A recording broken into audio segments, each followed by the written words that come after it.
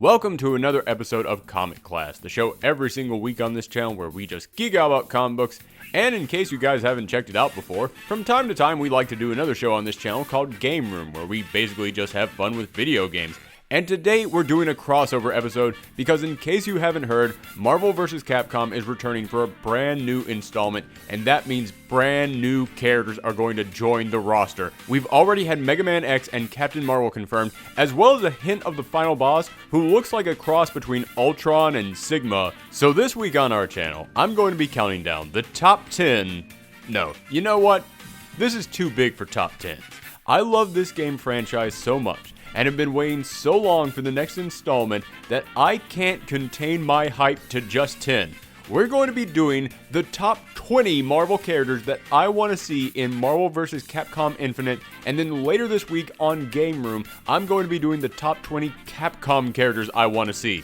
Now, as always, before we get into the list, there are a few guidelines. And the first one is that these all have to be characters who have not appeared in previous Marvel vs. Capcom games. So I don't care if there was a fan favorite character that everyone loved from 2 that didn't return for 3, they're not on this list. And secondly, and this is a big one, as I'm sure you've all heard by now, it's about 90% confirmed that there won't be any Fox-owned Marvel characters in this game, meaning no Doctor Doom, no Deadpool, and no X-Men in any way, shape, or form. This has been reported by many people in the gaming industry, and I've gotten more than a few tweets from you guys saying it's a fact, so I'm going to keep the number of Fox-owned characters on this list to a minimum.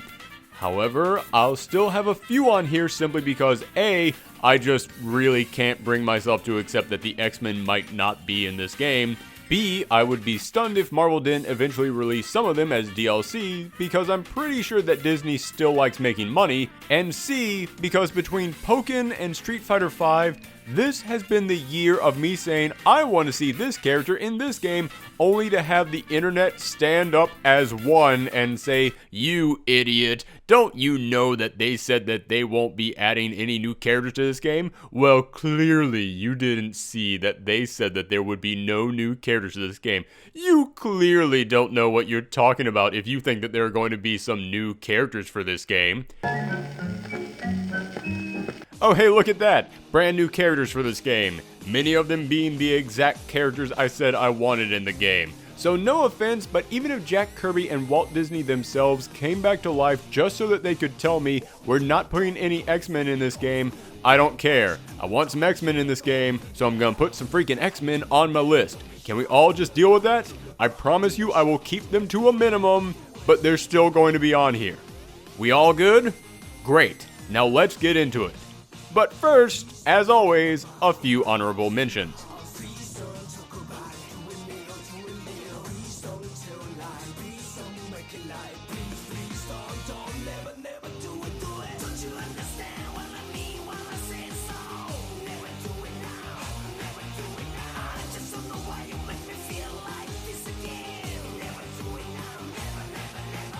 Alright, starting us off at number 20 is a personal favorite of mine, Moon Knight. Now, this guy is a bit obscure to the general audience, but recently he has made a huge comeback in the comics, to the point where I could totally see Marvel trying to promote him through this game. But for those of you who don't know, Mark Spector was a mercenary who was resurrected by the Egyptian god Khonshu and now fights to protect those who travel at night.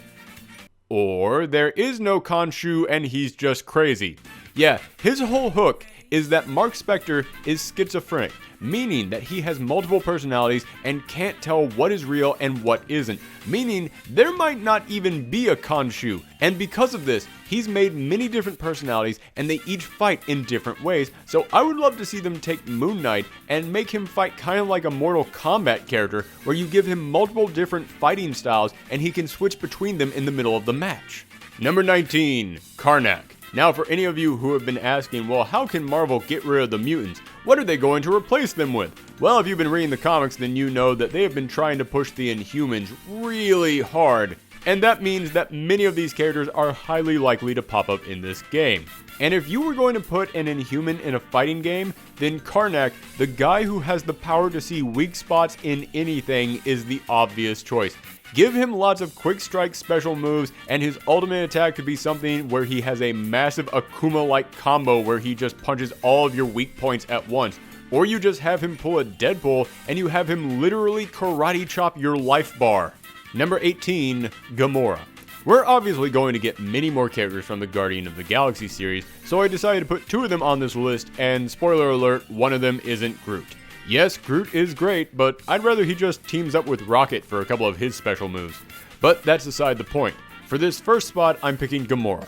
She's the deadliest woman in the galaxy, uses a wide range of weapons, is skilled in hand-to-hand combat, she's even the daughter of Thanos, and considering that we're going to get Infinity Gems in this game, you know Thanos is going to be one of the characters in here. So not only would I love to see the exchanges between the 2 of them, but as I said, GAMORA's title is literally the deadliest woman in the galaxy. It would be crazy for her to have that title and not pop up in a fighting game. 17. The Vision. Not only is he currently the talk of the comic book community with his most recent series so good that many people have already declared it the best book of the year, he was also pretty damn impressive in the Civil War movie. So I say bring him into this game and make him something of a counter character, with the ability to block oncoming attacks by hardening his body to diamonds, or just completely avoiding attacks altogether by going intangible.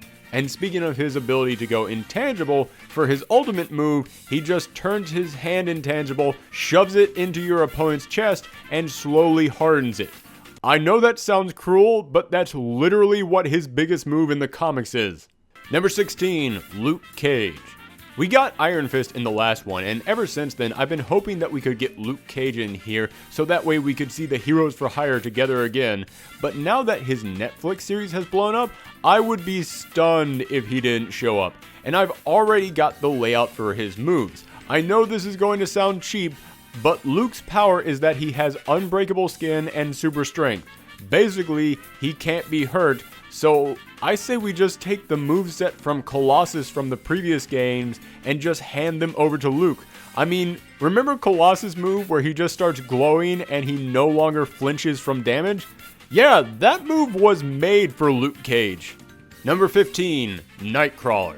If we're going to get any new X-Men in this game, I would bet dollars to donuts it'll end up being NIGHTCRAWLER. He's constantly listed by fans as being one of their favorite members of the team, and he's got an awesome power set for a fighting game. Not only is he a swashbuckler, which means you would give him a sword to fight with, but also with his teleporting powers, he could go back and forth across the field like Dalsim on a caffeine high.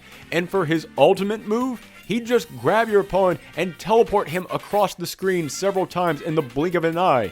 Number 14, Star-Lord. I told you I had one more Guardians character on this list, and honestly, if you're going to put any member of the Guardians here, it has to be Star-Lord. His weapon, which has the power to fire off various blasts of elemental damage, could serve as not only a powerful attack, but could also inflict various status effects depending on what kind of a blast he shoots out. Kind of like what Hawkeye did in Marvel Vs Capcom 3 with his different types of arrows. And since the Guardians movie, which is what made this character famous to the world, basically reinterpreted him to be a dancing, goofy music lover, I could see his ultimate move being him starting a giant dance number that ends with a giant explosive finale that sends your opponent flying. Number 13, the Scarlet Witch.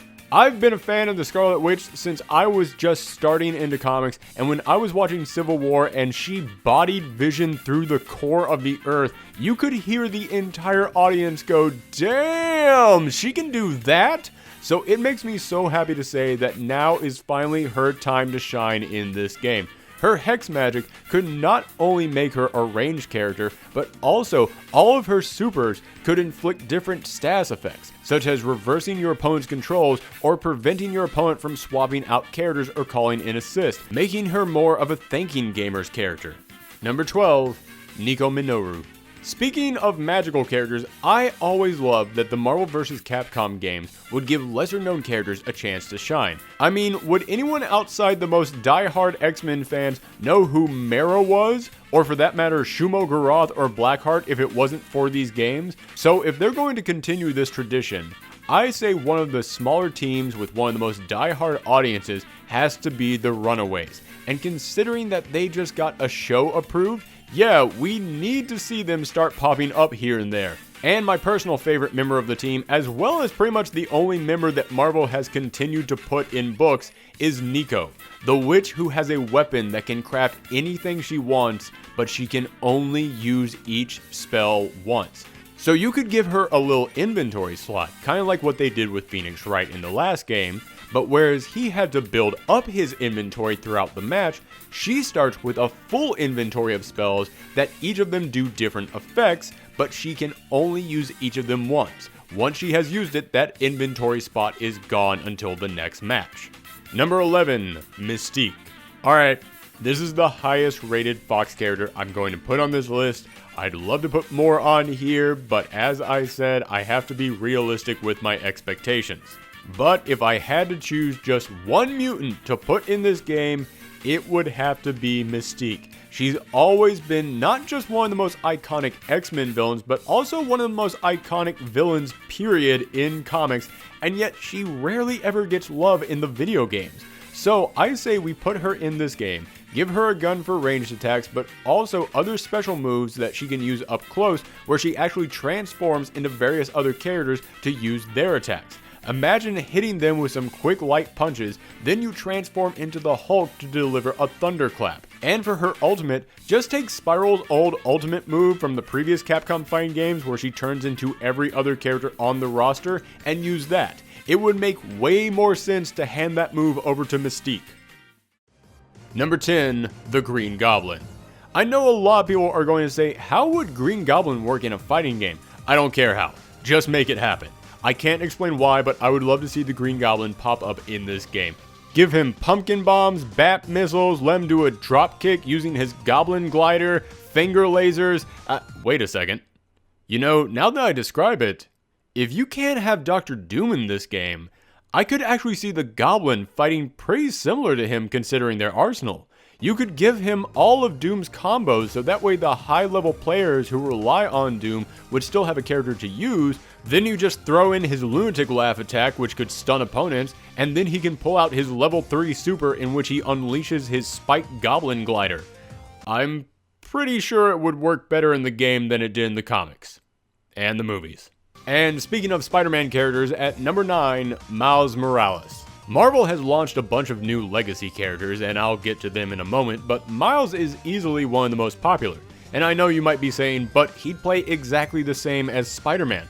Not really. Sure, there'd be similarities, but I'd say he'd play as similar to Peter Parker as Ken does to Ryu. Similar basic strikes, but with their damage and speed stats adjusted to make him play differently, then throw in some special moves like his invisibility or his electric spider shock that Peter doesn't have access to, and then he'd end up playing more like his very own character. Number 8, Black Bolt.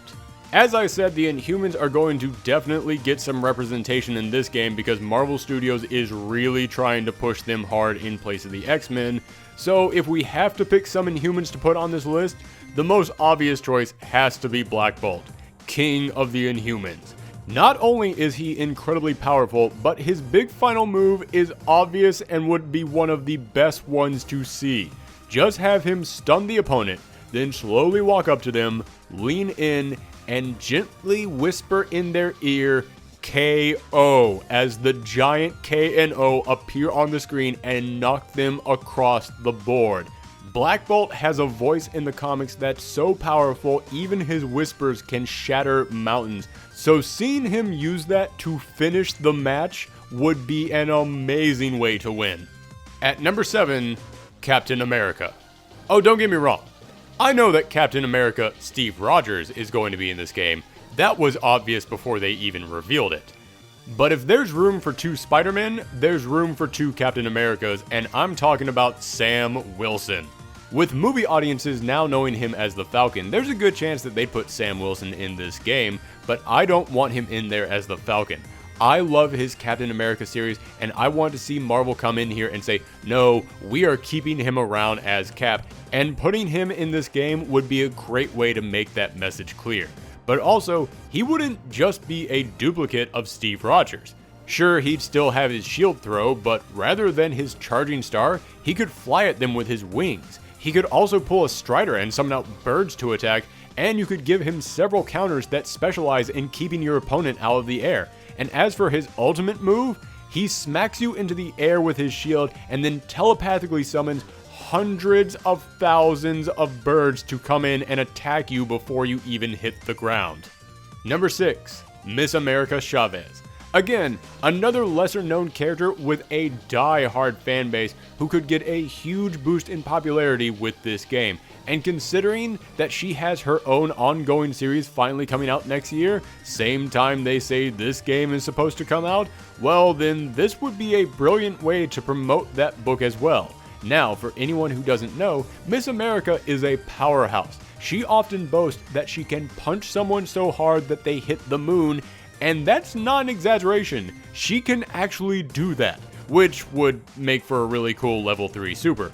But she's also something of a guardian to the multiverse with the power to jump through portals from one dimension to another. So if you want any hope of giving this game anything remotely like a story about how all these characters from different dimensions could all come together, having a character in the game who actually specializes in going to different dimensions could help to assemble all these characters together.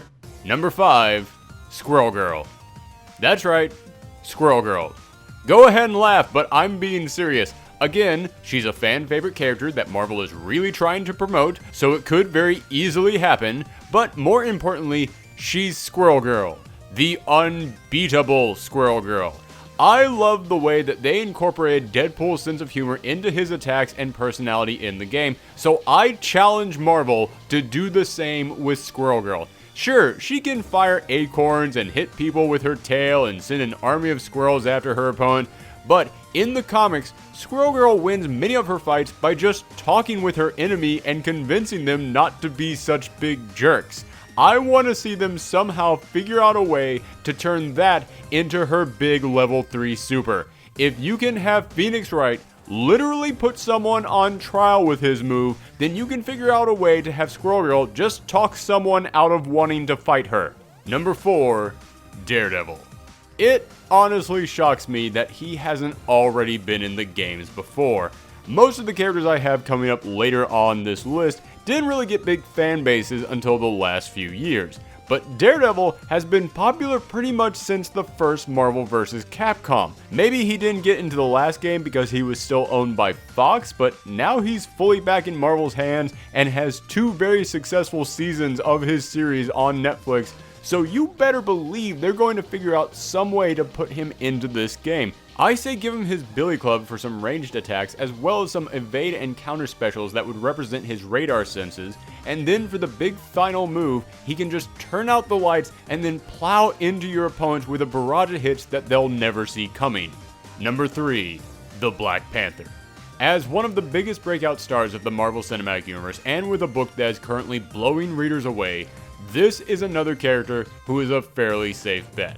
He'd be a very interesting character to fight as, because not only is he a master of hand-to-hand combat, meaning that he would have a lot of specials that launch him into combos just like Wolverine, but he's also a genius from the world's most technologically advanced nation, so for his supers, you know he's going to bring out a ton of crazy machines. Although for his level 3 super, I say that you have him grab your opponent and then take them into the realm of kings, where they are then attacked by the spirits of all the former kings of Wakanda and the Panther god that gives T'Challa his powers. Number 2. Miss Marvel. Okay, I'm more sure of Black Panther and Daredevil making it into the game than Miss Marvel, but that isn't what this list is. This is the list of characters that I want in the game, and out of all the characters in the Marvel Universe, especially characters who became famous since the last Marvel Vs. Capcom, there's no character I would rather see than Miss Marvel. She pretty much hits every single checklist I've mentioned throughout this video. incredibly popular, die-hard fan base, Marvel wants to promote them. In fact, among all the characters I've listed, I don't think any of them have such a strong fan base as Kamala Khan. I guarantee you that you could sell some copies of this game to people just by saying that Kamala Khan will make her first video game appearance in it. And she's a shapeshifter. That's one of the easiest powers you can give someone for designing super moves. Have her grow huge and step on them. Have her smack them between two giant hands. Or play into her fun, quirky personality and have her charge at her opponent but then trip on her own scarf, and as she's falling, she then morphs into a giant boulder and just rolls over them Indiana Jones style. Okay, so as I said, this is the character that I want to see most in this game. But hold on. She's only number 2. So who's at number 1? Well, number 1 is kind of a cheat, because it's not really a character, it's an idea for characters. Because the number 1 character I want to see in this game is legacy characters. Now, as I said when I was talking about Miles Morales, Marvel has recently introduced a ton of new legacy characters. So when I was making this list, it hit me. When you get to a character who has a classic character and a modern legacy character, which one do you go with? Would you stick with the version of the character that more people know? Or would you try and promote the new character to build a new audience? Yes, remember the last game when they gave us Red Hulk and Red She-Hulk as alternate skins for their green skin counterparts?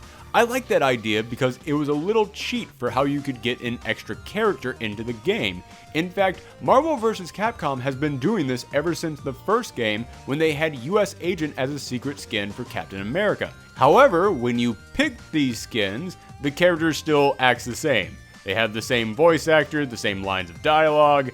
I say we go beyond just alternate skins for these characters and make them actually feel like different characters. You don't have to change the moves, that would be way too much work, and honestly most of the characters I'm about to mention wouldn't need different movesets, they'd fight exactly the same.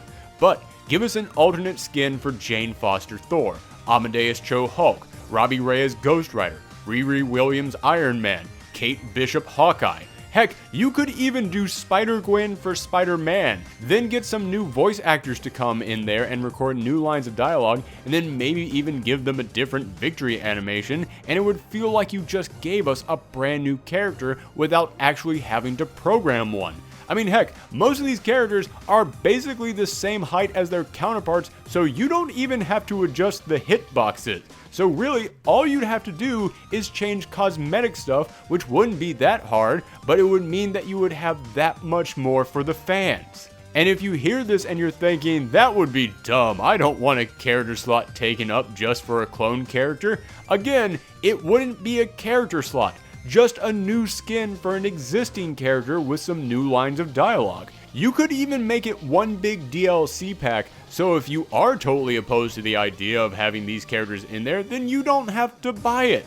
But if you're like me, and you really do want totally awesome Hulk or Spider-Gwen in these games, then you can just say, here's my $5, give me my new skin. So that's it for me today. Let me know in the comments down below what Marvel characters you want to see in Marvel vs. Capcom Infinite. And remember to come back later this week for part 2, where I will give you my top 20 Capcom characters that I want to see in the game. And if you like this video, then make sure that you share it around the web and give us a thumb up. It's the best way to help this channel grow. Again, thanks for watching everyone. I'll see you next time.